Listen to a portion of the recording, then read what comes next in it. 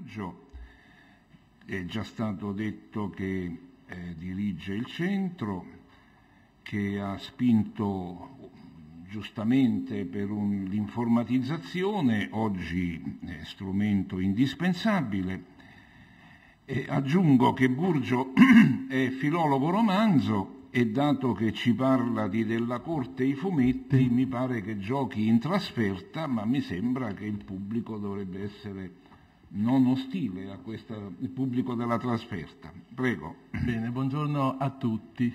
Dunque, all'inizio degli anni 70 un agente rateale Sansoni propose a mio padre l'acquisto di una enciclopedia degli animali in 20 o passa volumi, lussuosissima per foto e per carta patinata, divisa per monografie, come potete facilmente immaginare, e aggiunse come carico da 11 a questo acquisto il fatto che avremmo potuto ricevere gratuitamente i 10 volumetti, anzi i 10 volumi perché sono di formato in folio, della enciclopedia dei fumetti curata per lo stesso Sansoni da Gaetano Strazzulla qualche anno prima. Nessuno dei fratelli Burgio, tra cui me stesso, credo abbia mai consultato l'enciclopedia degli animali. In compenso i 10 volumi dei fumetti, vi mostro qui quello con la copertina dedicata a Little Nemo, uno dei capolavori della fantascienza onirica degli inizi anni del Novecento, o in alternativa il profilo mascelluto e virile di Dick Tracy, uno dei forse dei più grandi fumetti noir di ambientazione americana. Dicevo, nessuno di noi ha mai consultato gli animali. In compenso, complice la qualità di questi fascicoli, di questi volumi, ci siamo dedicati, poi io in particolare, a una frequentazione assidua ai fumetti. Questo per dirvi che in fondo sono qui per pagare un debito, almeno per pagare un debito verso una passione collaterale che probabilmente non avrebbe raggiunto il risultato che avete sotto gli occhi, questo ripeto, collezione degli anni del 1970, se nel 1961, nei primi mesi del 61, Mondadori non avesse pubblicato nella Enciclopedia Popolare Moderna il volumetto di Carlo Della Corte, I fumetti, che costituisce la prima pubblicazione in volume in Italia totalmente dedicata appunto a questo genere, e una prima quasi assoluta, nel senso che prima dei fumetti di Carlo Della Corte del volume il numero di interventi pubblici su riviste o giornali anche letterari e non semplicemente rotocalchi si contano sulla punta delle dita. Per cui tutto sommato credo che abbia ragione una lettera che è conservata al CISVE di Gianni Brunoro, uno degli studiosi di fumetto della generazione successiva a Della Corte e a Strazzulla, che inviando nel gennaio dell'84 un suo libro che non ho identificato a Carlo Della Corte, gli diceva che gli mandava questo libro con grandissimo piacere: a te, padre, tra virgolette, dei libri italiani sui fumetti. Chissà, se non c'era quel tuo libretto di tanti anni fa, forse non c'era neanche questo adesso. È forse un po' troppo teleologico, tra l'altro ha questo richiamo vagamente dantesco al Purgatorio 26, insomma, in questo padre che indica una genealogia. Però c'è un dato di fondo. Lo scrivente, come va a definirsi Della Corte, non lo scrittore della Corte, è stato uno dei primi, con un understatement tutto sommato per molti aspetti vicino alla verità, non nel senso dei valori, ma per la molteplicità delle sue attività intellettuali, è probabilmente appunto il primo a aver gettato una luce ampia su questo genere. Dicevo appunto pago un debito, e dico subito che pago un debito parziale perché l'attività della Corte sui fumetti somiglia a una di quelle paste per la pizza che continua a lievitare una volta che l'hai preparata, e se non la fermi non riesci più neanche a circoscriverla sul tavolo, perché la quantità di articoli che Della Corte ha scritto, oltre a 2 libri, è talmente ampia, ha talmente tanti retroscena editoriali che andrebbero ricostruiti nel dettaglio, che forse questo meriterebbe un lavoro molto più ampio di quello che si può presentare in 20 minuti, mezz'ora in questa sede. Fondamentalmente della Corte ha fatto, diciamo, si è occupato di 3 cose quando si parla dei fumetti. Ha scritto 2 monografie, I fumetti nel 61 e Lo specchio obliquo nel 75, che è il rifacimento della sua tesi di laurea insieme a Giuseppe Mazzariol, perché della Corte si è laureato tardi in lettere a Venezia con Mazzariol negli anni 70, dopo 2 anni di studi di giurisprudenza in gioventù, poi interrotti per ragioni familiari. Dicevo, Lo specchio obliquo, una quantità di collaborazioni a giornali più o meno strutturate, di una vi parlerò, spero, un pochettino più diffusamente, sì, perché forse, ecco, e poi l'attività, diciamo, di bassa cucina, per chiamarla così, di retrobottega, per la sua lunga collaborazione con l'editoriale Corno, di quel personaggio che forse qualcuno di voi ricorda, che è Max Bunker, lo sceneggiatore di Alan Ford. Temo qui purtroppo che visto la qualità del pubblico, che valga quel principio che appare, credo, nelle opere, nei piaceri i giorni di Proust, per cui ciascuno è legato alle canzoni della propria giovinezza. Non so se, voglio dire, sono nomi che in qualche misura ritornano per una parte del pubblico qui presente. Comunque, insomma, Max Bunker, che in realtà risponde al nome e in questo momento non me lo ricordo, di Secchi, è stato appunto il creatore, dicevo, di Alan Ford.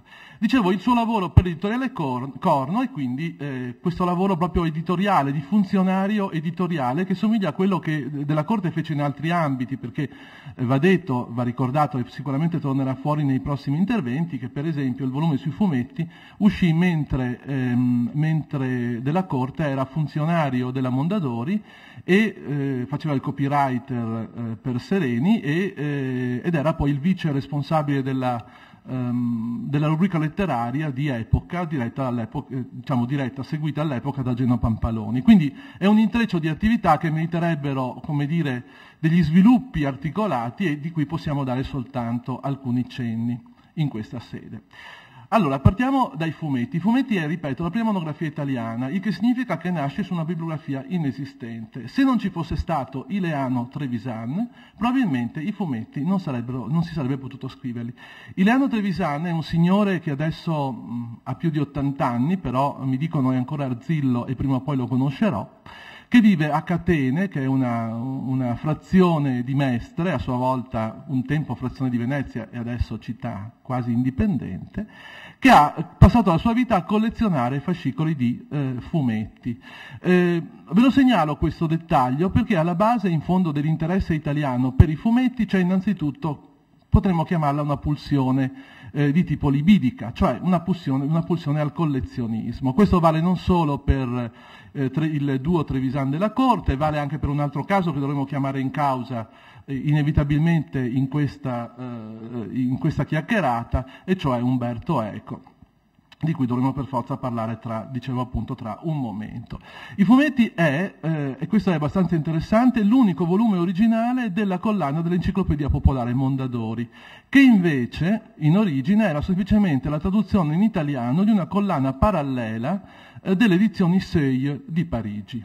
Un tentativo di divulgazione per un pubblico che si stava allargando, sono gli stessi anni degli Oscar, sono gli stessi anni appunto della vendita rateale, dell'allargamento del mercato librario in Italia ai ceti piccoli borghesi e ai loro rampolli che stavano uscendo dalla scuola media unica riformata e quindi si aprivano a un allargamento dell'istruzione in questo paese. Questo, ripeto, è l'unico volume originale e questo lascia supporre, e andrebbe verificato negli archivi di Segrate, che sia stato, come dire, una proposta fatta dallo stesso della Corte o costruita con della Corte a partire dalla consapevolezza reciproca in casa editrice della sua grande passione per i fumetti.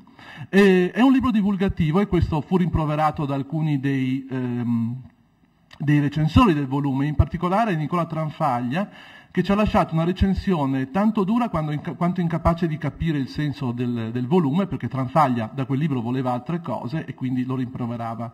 Voleva dati sociologici, informazioni statistiche, cose che nel libro ci sono poco, perché il libro è fondamentalmente una storia del fumetto a partire da una definizione che potremmo dire di carattere formale e stilistico, perché, e questo è il punto forse più interessante da enucleare subito, della Corte parte dal principio che il fumetto è un genere a sé, possiede una sua autonomia, ancorché stilistica e formale, ancorché, come dire, costruita attraverso una dialettica faticosa e spesso sconfitta con i generi maggiori o con le frattaglie dei generi maggiori. Una delle cose che nel libro Carlo Della Corte sottolinea molto è che molti degli intrecci dei fumetti, e adesso vedremo quali fumetti, provengono in fin dei conti dalla letteratura narrativa popolare otto-novecentesca europea, quindi dal feuilleton, quindi sono, come dire, il residuo del disincanto della materia mitica di fiabe eccetera, finito nel romanzo ottocentesco nella forma del romanzo gotico, poi trasferito nel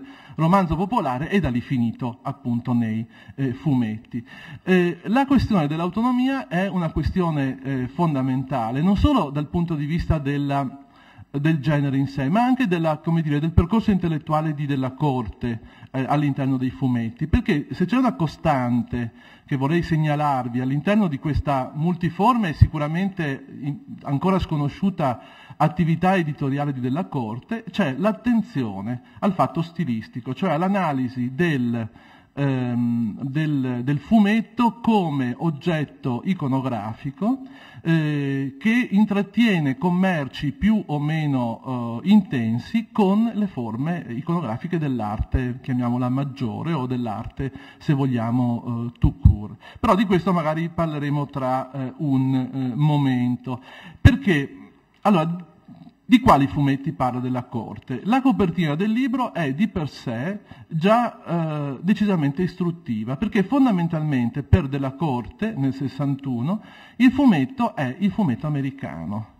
Ed è il fumetto americano di due tipi: il fumetto avventuroso, qui rappresentato da Superman e da Flash Gordon, più da un personaggio western che credo sia, non me lo ricordo più, e dall'altra parte il fumetto, chiamiamolo comico, con sfumatura intellettuale. Abbiamo Arcibaldo e Petronilla, abbiamo Braccio di Ferro, la signorina nell'angolo a destra in basso è Daisy May, e cioè la fidanzata di Lil Abner, il fumetto di Al Capp, un fumetto dell'epoca di Roosevelt, a cui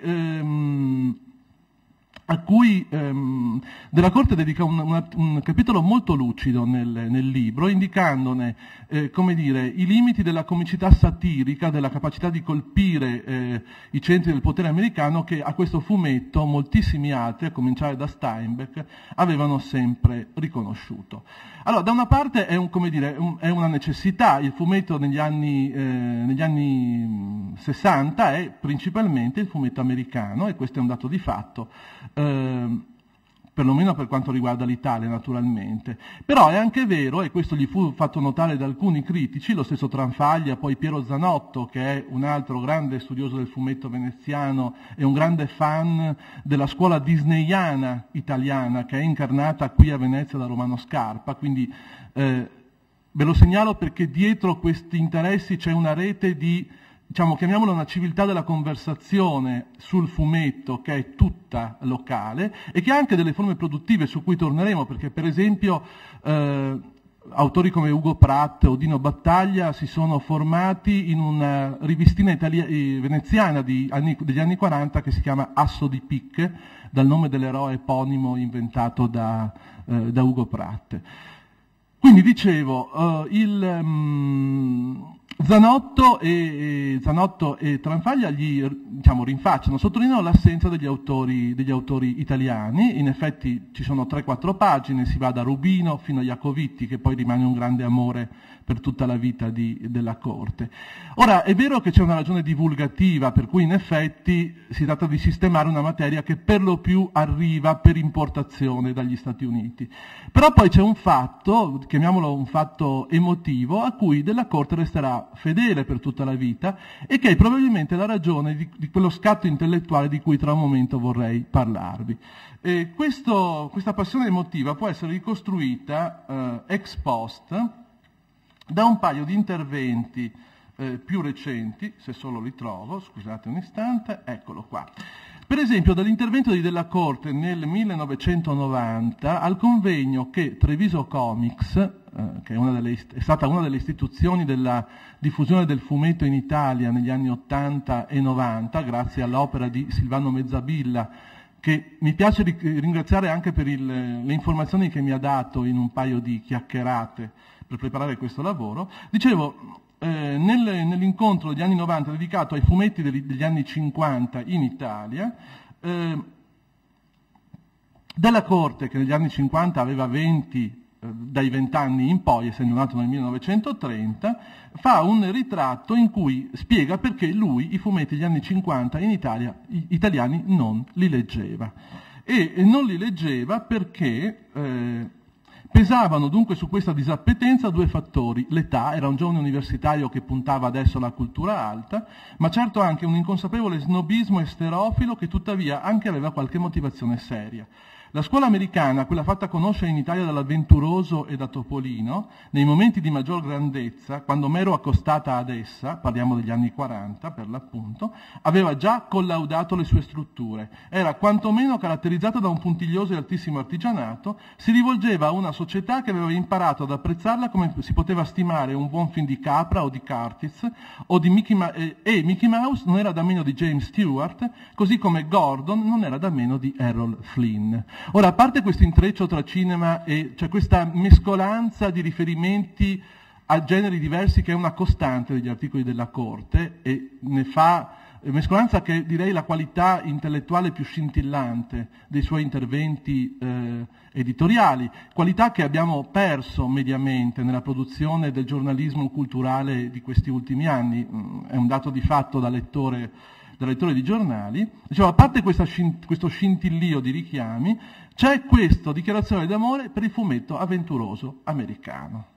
Del resto, appunto, se uno va a fare un rapido sondaggio statistico dei fumetti di cui si parla nel libro di cui stiamo parlando, abbiamo Popeye, Braccio di Ferro, Lee Labner, Pogo e i Peanuts dal punto di vista, quindi Charlie Brown, per il fumetto tra l'intellettuale e il comico, e il fumetto avventuroso comprende Tarzan, Buck Rogers, Cino e Franco, Flash Gordon, Brick Bradford, Mandrake, The Phantom, l'uomo mascherato, l'agente X9, Steve Canyon, Superman, Batman, Wonder Woman, Dick Tracy e Rip Kirby. Mi pare che non ci sia partita da questo punto di vista. È chiaro che per Della Corte il fumetto è il fumetto d'avventura.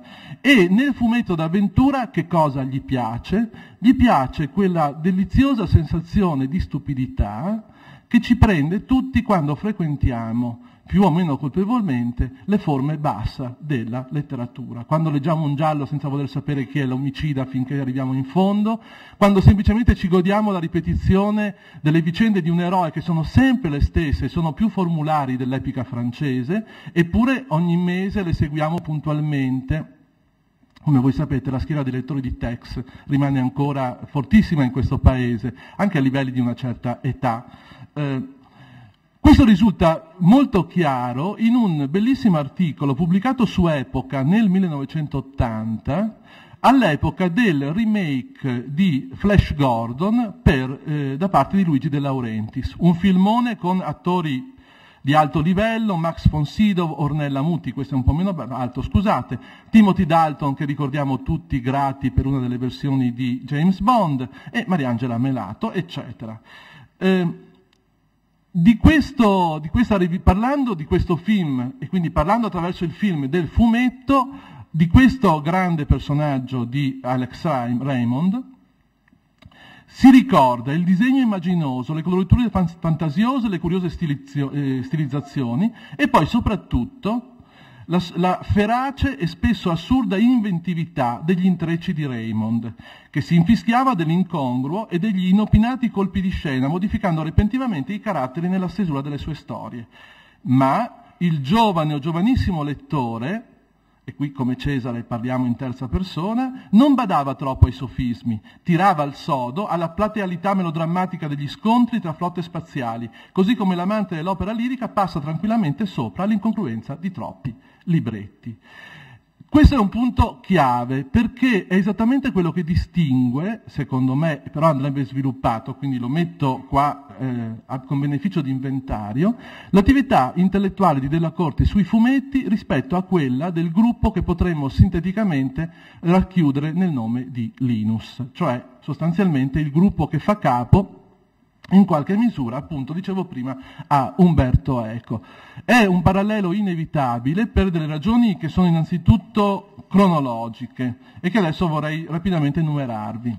Allora, nel 61 escono i fumetti, nel 63 la non ancora definita Milano Libri Edizioni, che nasce dall'omonima libreria di Giovanni Gandini a Milano, pubblica il primo Charlie Brown. In Italia arriva Charlie Brown. Nel 64, l'anno dopo, per ragioni concorsuali, come poi racconterà Umberto Eco in una postfazione nella riedizione 77, Valentino Bompiani pubblica Apocalittici e Integrati, in cui ci sono 3 saggi dedicati al fumetto, una lettura semiotica di Steve Kenyon, un saggio su Charlie Brown e un saggio sul potere mitologico di Superman. Al saggio mitologico di Superman è collegato un aneddoto che racconta Eco nella ristampa del 77, quella curata da Oreste del Buono nella rinascita dei delfini della collezione tascabile di Bompiani, in cui a un convegno organizzato dall'Istituto Filosofico Italiano a Roma, dedicato al problema del mito e della mitologizzazione, Umberto Eco decide di fare una relazione su Superman come ersatz del mito antico. Per dimostrare questo si porta al convegno un centinaio dei fascicoli di Superman che da ragazzino aveva raccolto e teneva in un armadio. Li mette sul bancone e il comitato scientifico del convegno, fatto per buona parte da teologi, abati, studiosi di mitologia, eccetera, ne fa sparire circa 3/4, che poi non tornano nelle mani di Umberto Eco. Questo è a proposito della passione che dicevo prima. Nel 1965, nell'aprile del 65, esce Linus. Linus, nel primo fascicolo, si apre con una tavola rotonda o dibattito che coinvolge Vittorini, che aveva scritto su Braccio di Ferro nel Politecnico all'inizio degli anni, nell'immediato dopoguerra, Oreste del Buono e appunto Eco stesso. Ve lo segnalo perché in quelle 2 paginette si dichiara proprio una differenza tra l'atteggiamento intellettuale di Della Corte e l'atteggiamento intellettuale, diciamo, di Eco, Vittorini, Oreste del Buono, che è fondato su un criterio, potremmo definire semiotico, che è quello della ripetizione e variazione. I tre autori, i 3 lettori di fumetti, sostengono che Charlie Brown funziona perché gioca, come in una partitura jazz, un certo numero di elementi invarianti in un gioco costante di variazione. L'effetto è un accrescimento di senso, che Vittorini chiama scatto di totalità, che funziona nella rilettura delle singole strip che, come sapete, avevano una pubblicazione quotidiana sui giornali americani. Cioè, dicono tutti e 3 che nella ripetizione con variazione degli elementi narrativi e stilistici di Charlie Brown si crea un surplus di senso che è riconoscibile nel momento in cui voi rileggete in continuo le strip anziché affidarle alla lettura diciamo puntiforme del quotidiano, no? Che come voi sapete Auctoribus, Hegel e Massimo D'Alema sono poi carta da pescivendoli il giorno dopo, quindi perdono valore in assoluto. Per questo Del Buono può osservare quanto segue. Mentre i fumetti di tipo Gordon, che per me da ragazzo erano stati educativi o diseducativi, in qualche modo formativi, insomma, visti tutti insieme nella riedizione odierna, entrano in crisi. proprio per la ripetizione di dati schemi, Gordon e il cattivo imperatore, Ming, Gordon e le belle regine colorate che lo vogliono sposare, eccetera. È una ripetizione che denuncia l'assenza di altre invenzioni più valide. È uno scacco contrabbandato nell'ansito breve delle puntate, messo in luce dalla raccolta delle strisce, una monotonia casuale, non una ripresa significativa. Ripeto, questo è un confine, perché a questo tipo di affermazione della Corte non arriva mai. Ed è probabilmente restando al di qua di questo confine, che naturalmente funziona dentro un contesto intellettuale di studi, che non era quello di della Corte, ma ovviamente non è un limite, è una constatazione, che si mantiene nel tempo la passione per il fumetto avventuroso, stabilmente avventuroso da parte della Corte. E questo è il primo punto. L'altro punto che dicevo di questa raccolta è il problema dello stile. Nei fumetti della Corte definisce il fumetto come un genere autonomo, che possiede, lo avrebbe detto poi Eco 3 anni dopo in maniera più, come dire, precisa e già con un gergo della tribù accademica, possiede un suo codice che è costituito da una serie di regole che funzionano. Il ragionamento della Corte non è mai un ragionamento così rigido, perché quello che poi negli anni successivi, direi tra gli anni 70 e gli 80, fa della Corte, per quello che si capisce dai suoi scritti, è una sorta di apertura alla collazione, al confronto tra modelli iconografici, artistici alti e modelli invece di carattere fumettistico. È quello che porta alla tesi di laurea con Mazzariol ed è quello che porta poi allo Specchio obliquo, che è un libro scritto a 2 mani con Mazzariol che riprende la sua tesi di laurea. Ora, il problema della tesi di laurea di Carlo Della Corte, che si è laureato qui a Ca' Foscari, è che si trova nei magazzini della Celestia. E i magazzini della Celestia sono, come dire, inavvicinabili per caduta di putrelle a chiunque volesse procurarsi qualche cosa. Quindi al momento non possiamo capire dove sta il limite o quali sono le regole di questa collaborazione, anche se si capisce dal libro che la parte fumettistica è tutta della Corte e invece la parte di discussione artistica nasce probabilmente da un rapporto dialettico.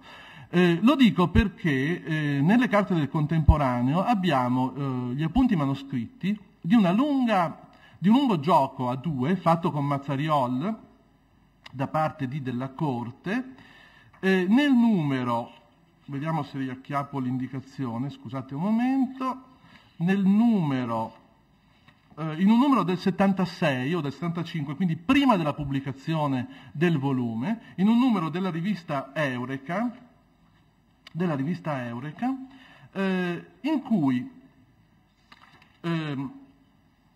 Della Corte mostra a Mazzariol delle tavole senza nome di fumetti, gli dice: beh, dici tu quello che salta fuori, quello che tu capisci o quello che ti pare di vedere in queste tavole. E Mazzariol, appunto, si dedica alla descrizione di queste tavole. È possibile fare un confronto tra i 2 testi, eccolo qua, l'avevo trovato, scusate, l'avevo scritto qui, è nel numero 125 del 1974, il libro del 78, la laurea è del 75, il che ci dice di una frequentazione molto lunga e molto precedente, e molto, nutritiva per entrambi. L'articolo si intitola Un Vasari per i fumetti, ed è buffo a detta proprio un dettaglio aneddotico. È carino fare la collazione perché dagli appunti manoscritti al testo a stampa sparisce un giudizio feroce, del tipo questo non sa fare nulla, su Dino Battaglia, che invece era uno dei grandi fumettisti amati della Corte, per cui piuttosto che riprodurlo Della Corte li ha censurato e non si sarebbe potuto vedere se non appunto confrontando le carte. Lo Specchio obliquo è costruito sostanzialmente su una idea, la tesi di laurea è costruita sostanzialmente su un'idea, siamo nei guai allora, che è sostanzialmente questa, e cioè il fumetto, ancora una volta, americano degli anni 30 e 40, recupera in maniera più o meno inerziale e con tutto il retroterra, chiamiamolo semantico, che ci sta alle spalle, che della Corte interpreta in senso psicanalitico, la tradizione del liberty europeo, dell'Art Nouveau di inizio Novecento, che della Corte, appunto, secondo delle categorie di tipo psicanalitico, descrive come rigorosamente misogino e alienato rispetto alla figura femminile. Quello che resta in gioco è appunto il carattere, la connessione tra lo stile. Questa connessione tra stile e diciamo fumetti poi rimane una costante dei suoi interventi giornalistici. Prima però 2 parole sulla collaborazione con Corno, che è una collaborazione. Dunque, l'editore Corno è un editore che nel 67, 2 mesi dopo Linus, pubblica Eureka dura fino al 1984, ed è, come dire, un editore che potremmo definire, senza nessuna volontà di offesa, furbetto, nel senso che la sua attività, chiamiamola produttiva, è in qualche modo tutta giocata a specchio con l'attività di Linus e della Milano Libri. Esce Linus, esce Eureka. Linus fa gli almanacchi periodici, li fa Eureka. Linus pubblica una collana di autori e poi lo fa anche Luciano Secchi. Ora, in questa attività Della Corte si spende in una maniera direi impressionante, perché per esempio nella collana degli Eureka Pocket, che sono dei volumetti che devono uscire uno al mese per fare un'enciclopedia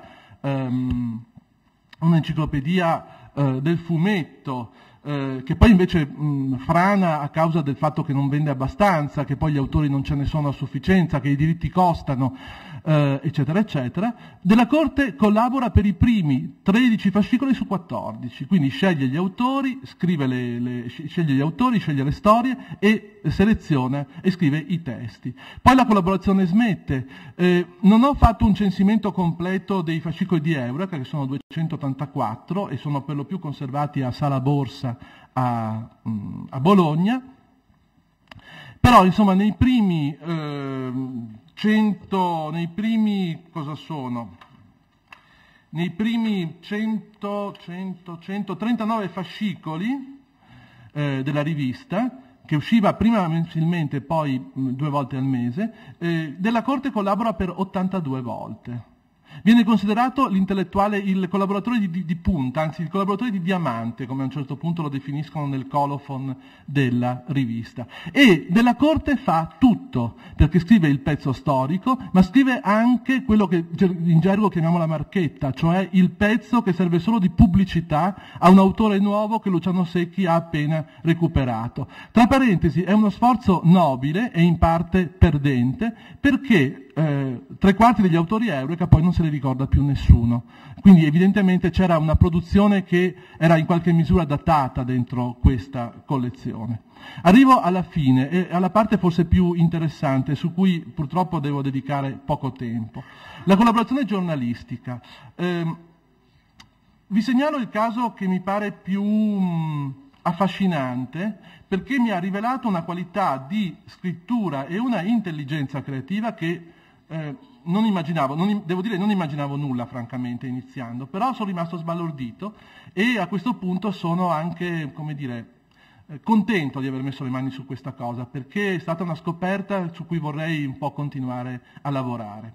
Allora, se ho 5 minuti arrivo proprio in fondo, perché vorrei citarvi almeno 2 pezzetti per dimostrarvi l'intelligenza dell'uomo. Allora, tra l'ottobre del 76 e il dicembre del 77, Della Corte collaborò all'Europeo. La direzione era prima Gianluigi Melega e poi la direzione Giovanni Valentini, quello che attualmente scrive sulla Repubblica dopo un periodo di direzione dell'Espresso. Tra parentesi sarebbe interessante capire quanto abbia contato nell'attività editoriale in certe sedi di Della Corte il fatto di aver sempre scritto in giornali della sinistra non comunista e di non aver avuto accesso poi ad altre riviste forse più rilevanti che però appartenevano a quell'area. Però è una cosa che butto lì perché non ne so nulla e non vorrei dire sciocchezze. Allora, partecipa a un progetto di allargamento delle recensioni in un blocchetto che si chiama Questa Settimana, a cui partecipano fior di nomi, perché c'è Carlo Boma, Leo Canconi, Oreste Del Buono, Camillo Pavisticci, grandissimo studioso di carte da gioco, E Roberto Leidi, Vanni Scheiviller, Carla Rodotà, eccetera, eccetera. Scrive praticamente tutte le settimane e scrive le classiche, direi, 30-60 righe su 2 cartelle a spazio 2, che è a spazio 1,5 o 2, che è lo standard. Quindi sono colonnine. In queste colonnine, in cui lui parla di tutto, perché parla dei libri appena usciti, parla di manifestazioni culturali del fumetto, e quando non ha niente da dire affronta lui dei temi come per esempio il problema del ritorno dell'avventura o cose di questo tipo, e però questo denuncia una vitalità sul fumetto che adesso è morto, perché parliamoci chiaro, a parte Bonelli il fumetto in Italia è un museo di cadaveri a questo punto sostanzialmente, nei termini dell'uso per buona parte. Ecco, in questi brevissimi pezzi lui distilla il massimo della sua capacità critica e della sua intelligenza nei confronti dei testi. Vi voglio dare soltanto un paio di esempi che credo necessitino per essere compresi delle immagini. Il primo esempio, scusate devo recuperarlo perché qui nell'orgasmo della fine non lo vedo, allora, eccolo, no, questo è Tenebrax.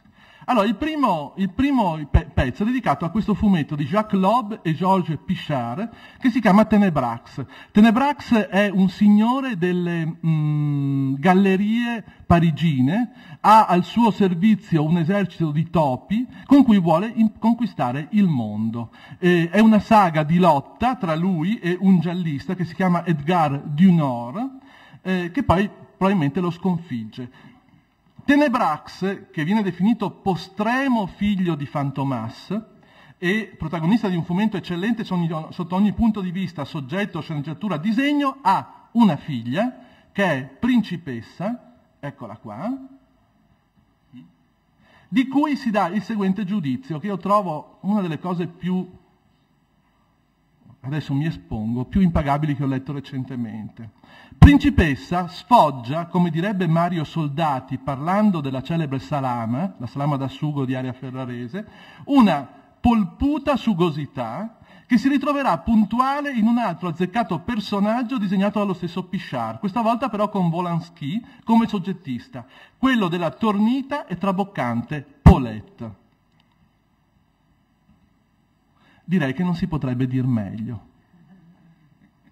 Ancora un altro pezzo che riguarda ve ne cito altri due e poi chiudo, riguarda un fumettino inglese che è Tiffany Jones, che è, potremmo dire, l'antefatto fumettistico dei serial tipo Beverly Hills della televisione degli anni 80 e 90, una cosa di una densità, direi, inferiore all'acqua che resta delle mozzarelle una volta che le avete tolte. Ecco, di Tiffany Jones il pezzo inizia in maniera che secondo me è, come dire, allusiva a tutto il contenuto e alla capacità di richiamo che ha questo fumetto. Tiffany Jones ha il nome proprio di un gioielliere e il cognome più banale o quasi del mondo anglosassone, un misto di furba raffinatezza e di pedestre corposità. Ed è esattamente quello che riguarda, diciamo, il giudizio che si può dare di questo fumetto. Tra parentesi, provate a mettere Tiffany Jones su Google e vi appare la più ricca collezione di omonime Tiffany Jones in fotografia che il web conosca. A dimostrazione, diciamo, della capacità profetica della corte si parva licet rispetto alla onomastica anglosassone. Un ultimissimo esempio, perché abbiamo anche una lettera, e con questo vorrei proprio chiudere, abbiamo una lettera della corte, di Crepax della corte. Allora, nell'agosto del 77, e con questo terminiamo, nell'agosto del 77 della Corte recensisce Valentina Assassina, uno dei fumetti di Crepax, per la Milano Libri. Crepax è definito il più geniale e sagace sforbiciatore di immagini che io conosca. Poi, facendo riferimento alle discussioni sul fatto che Crepax aveva delle donne oggetto, tanto quanto i fumetti meno colti, e questo irritava moltissimo il dibattito femminista contemporaneo, Della Corte scrive: in questi 12 anni di lavoro attorno a Valentina mi pare che Crepax abbia più che altro indagato la verità degli incubi, non quella della realtà quotidiana, e che pertanto spingerlo alle corde del ring nel nome di ovvie motivazioni sociologiche sia forzato e ingiusto. E poi continua: ciò che appunto colpisce è l'assoluta coincidenza, ma sì, diciamolo pure, tra significanti e significati.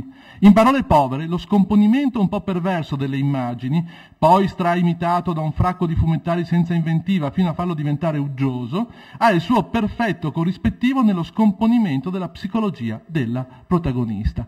In questo pezzo credo che ci sia tutto o molto della Corte, studioso di fumetti. C'è il rifiuto c'è un atteggiamento anti-intellettualistico, ma sì, diciamolo pure, significante e significato, gergo della tribù di un infinito numero di volumi sui fumetti, c'è quell'accostamento che potremmo chiamare gozzaniano tra il fracco e l'uggioso, che dà la misura che sì, è un argomento serio, ma in fin dei conti non poi tanto, e che tutto sommato la cosa importante, davvero importante, è avere una bella collezione di fumetti a casa da sfogliare senza scrivere. Grazie.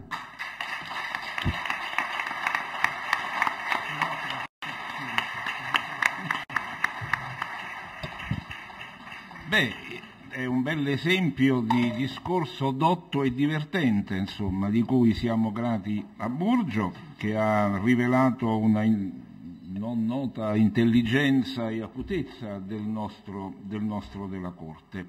Prima della meritata pausa, che in buon italiano si chiama anche break, se non lo sapete, ve lo insegno io, c'è una breve testimonianza che viene letta da Silvana Tamiozzo. Allora, mi sembra che sia il modo migliore di fare, appunto, come dice il professor Bruni, un break. Autorevolmente, da prestigiosissimo storico della lingua qual è, sta dando appunto un ottimo esempio di questo, una testimonianza che mi è arrivata e ha scritto molto gentilmente, molto generosamente Sergio Asteriti, il quale non può venire, non può essere presente a Milano e per motivi anche familiari non riesce a essere qua oggi. Asteriti, non sto a ricordarvelo, è una delle grandi firme del fumetto nazionale, disegnatore anche di molte delle copertine Rizzoli.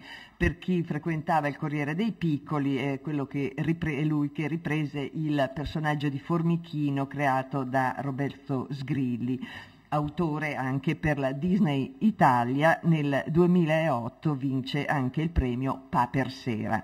Vi leggo la sua bellissima testimonianza. Carlo ci ha lasciato da tempo, ma avverto la sua presenza. Ci si sente, ci incontriamo per strada, ci confidiamo i nostri ricordi alle prime ore del mattino nel dormiveglia, prima di affrontare il lavoro.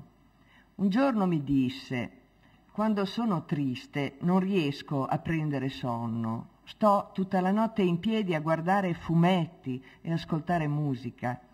Ho ritrovato in quelle parole il mondo perduto della nostra giovinezza. Ci siamo persi per strada quando nel 1940, scoppiata la guerra, suo papà, che lavorava in banca, fu trasferito da Venezia a Treviso.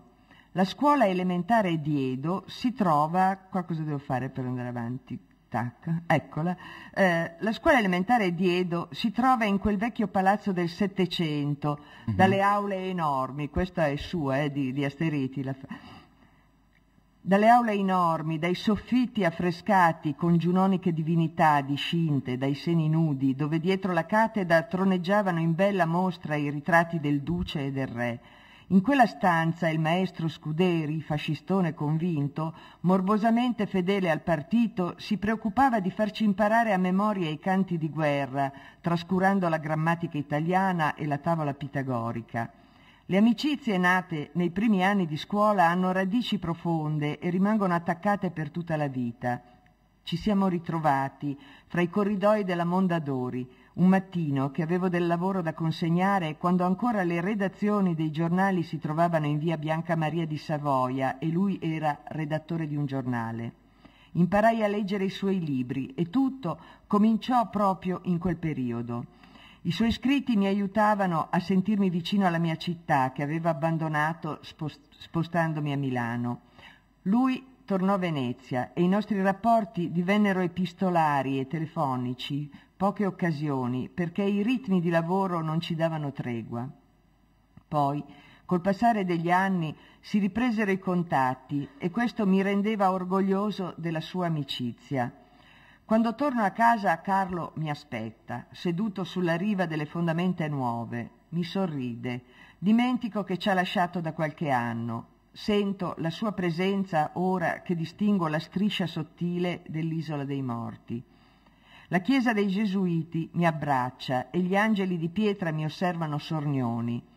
Gli anni mi pesano meno quando passo lento per calli e fondamente, vado a cercare quelle osterie nascoste agli occhi dei turisti, dove il profumo del caffè non è stato offeso dall'odore dell'origano delle pizzerie invadenti, dove il padrone ti considera ancora un amico da sempre, cortese e gentile, che ti invoglia alla ciacola e al pettegolezzo. E qui Carlo era un re. Sfoggiava furbetto i suoi capricciosi appetiti, esibendo la sua cultura culinaria veneziana, dove i cicchetti, cioè gli stuzzichini, vengono proposti come antipasti, con le schie, le sarde in saori, il baccalà mantecato, il fegato, con le cipolle, a quest'ora fa venir voglia, le cape longhe da deo, il musetto, la soppressa, le polpette, i risi e bisi, i fondi di carciofo, i vovi sodi, i folpetti accompagnati da un'ombra de vin o uno spritz.